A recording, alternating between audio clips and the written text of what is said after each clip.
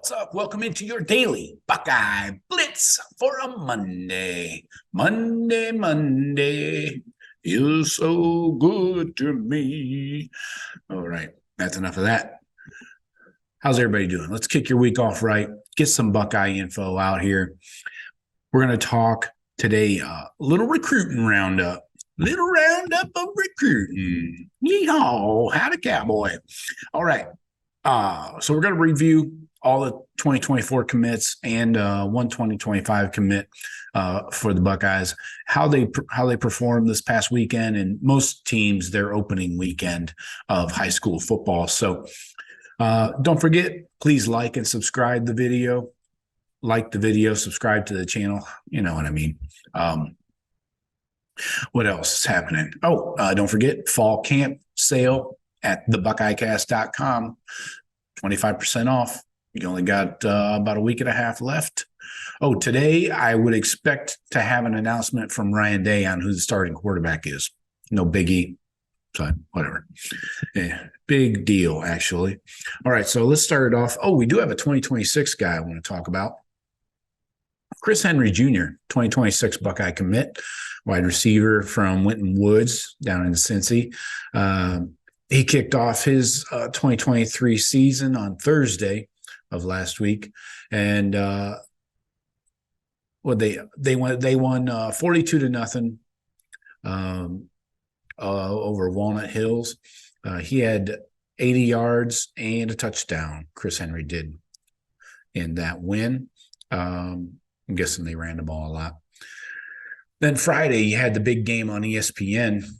Fairburn, Langston Hughes with quarterback Aaron Nolan at Carrollton. So two Georgia schools battling in state there. Langston Hughes won 39-34. Aaron Nolan brought him back late in the game. It was a back and forth kind of game.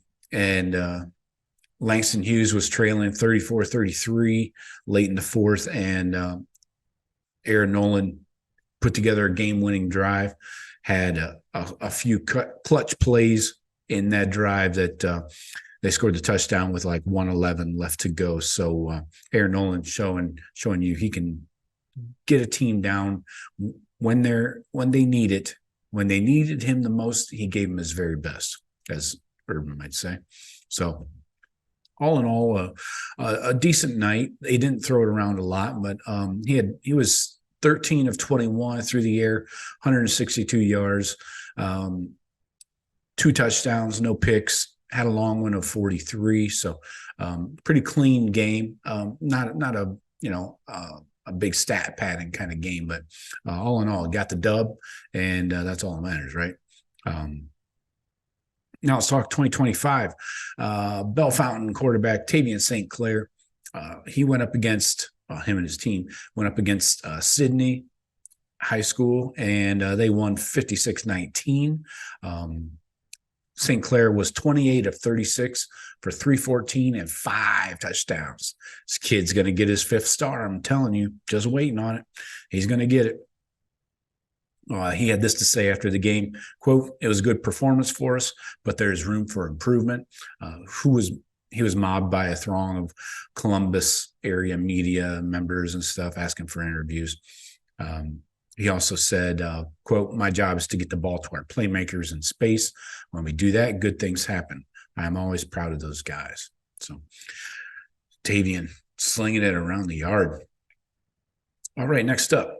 Pickerington North, running back Sam Williams-Dixon. They played at Cincinnati Elder, and Pick North won 39-35. Sam Williams-Dixon had 179 yards and 2 touchdowns. So Pick North rolls there. Next up, New Haven, Indiana. Mylan Graham, the wide receiver, plays for New Haven. They're taking on Fort Wayne Northrop, another Indiana school. So, and New Haven won 42-6, ran through these fools. But let's see, Mylan Graham had 4 catches for 87 yards. Did not get in the end zone. Next up, some of these games are really hard to find box scores for, like damn near impossible. So I'll give you what I have. I probably should have mentioned that off the top, but anyway, tight end Max LeBlanc, he goes to Baylor School in Chattanooga, Tennessee. They took on Rabun Gap in Georgia, and the Baylor School won 35-24. Max LeBlanc did play in that game. Next up, New Palestine, Indiana. Offensive lineman Ian Moore attends New Palestine. They took on Westfield. Westfield won as a non-conference game. They beat New Palestine 34-14. Next, we got Toledo Central Catholic at Findlay. Findlay dispatched Toledo Central 47-14. Mark Nave, the O-line commit, is the only Buckeye on that team for now. Next up, Big Walnut High School and linebacker Garrett Stover taking on Bishop Hartley. Stover and Big Walnut did take the loss. There's another non-conference game, but Big Walnut lost 21-19. I couldn't find anything but a few rushing stats for Garrett Stover. 5 carries for 19 yards. Again, he's a linebacker mostly, so probably not taking a lot of snaps on the other side of the ball. Next up, Springfield, Ohio versus Cleveland St. Ignatius. You got Aaron Scott taking the field. They won 27-11 over Ignatius.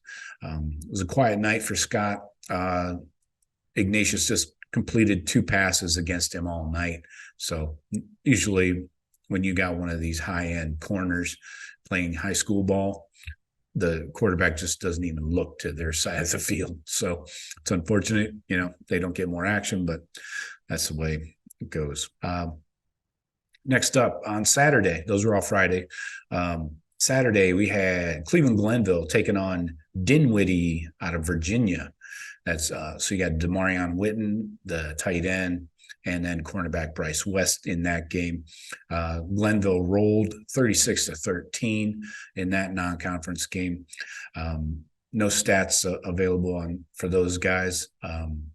Next up, Lakewood St. Ed's. You got the Armstrong twins taking on Greenwood Center Grove. That's out of Indiana. Number 1, St. Ed's beat the Indiana State champs 27-10 in what's called, there are a few of these games, Northeast Ohio versus America Football Showcase. They played it up there in Canton at the Hall of Fame Stadium, whatever they call it. But Buckeyes that didn't play this weekend that are committed, San Antonio Veteran Memorial High School, running back James Peoples, they didn't play. Fort Lauderdale, St. Thomas Aquinas, running back Jordan Lyle did not play. The school, they didn't have games. These guys didn't have games. Chicago St. Ignatius, D lineman Justin Scott, they were off. Lucas, Texas, Lovejoy High School, linebacker Peyton Pierce, they were off. Next, Miles Lockhart and the Basha High School in Chandler, Arizona, they were off. Jalen McLean and Seton Hall Prep in New Jersey, they were off. Christian Brothers College in St. Louis, they were off. So Jeremiah McClellan was out, did not play. And then Hollywood, Chaminade Prep, Jeremiah Smith and his boys did not play. So look for those guys to start up their seasons next week. Couple updates on some Buckeye targets, not commits, but targets. Buford defeated St. Francis Academy out of Maryland. That's a big-time program. That's a hell of a game. But Buford rolled them, shut them out 18-0. Edric Houston had a blocked field goal attempt. We do have Edric Houston committing on Tuesday, so keep that in mind. Keep it locked in here. I'll do a breaking news segment when we hear that announcement. I don't have a time for that yet. I don't think he's doing that on TV or streaming anywhere, but I'll look. Next up, Brandon Baker from Modern Day. They took on the Centennial out of Corona, California. They won 28-14. Mater Dei did. Duh. And afterwards, Baker had a couple quotes.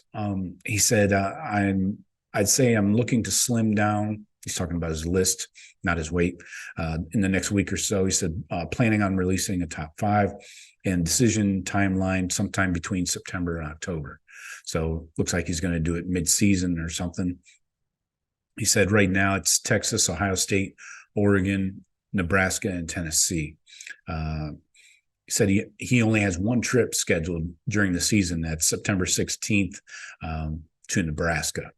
So Steve Wiltfong of 24/7 says Ohio State and Texas are neck and neck for Brandon Baker, and Nebraska's probably running third right now.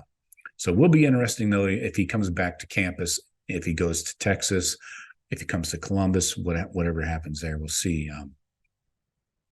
But I would think that the Buckeyes have an advantage over Texas in terms of the future tackle depth chart. He should be able to look at that and maybe see some early playing time for himself. Next, defensive end, linebacker, Jack, whatever you want to call him, 4-star Booker Pickett Jr. out of Wharton High School over in Tampa. He had 4 sacks Friday night against Plant High School. Wow. The kid's amazing. He is a quarterback machine, sacking machine. And then Zaquan Patterson set a commitment date. He will choose between his top 5 on August 26th, and that is between Miami, Michigan, Florida, Ohio State. I'm sorry, Florida State, not Florida. Ohio State and Auburn. So look for that. I think that would be the day after his first game. I think they start their season on the 25th.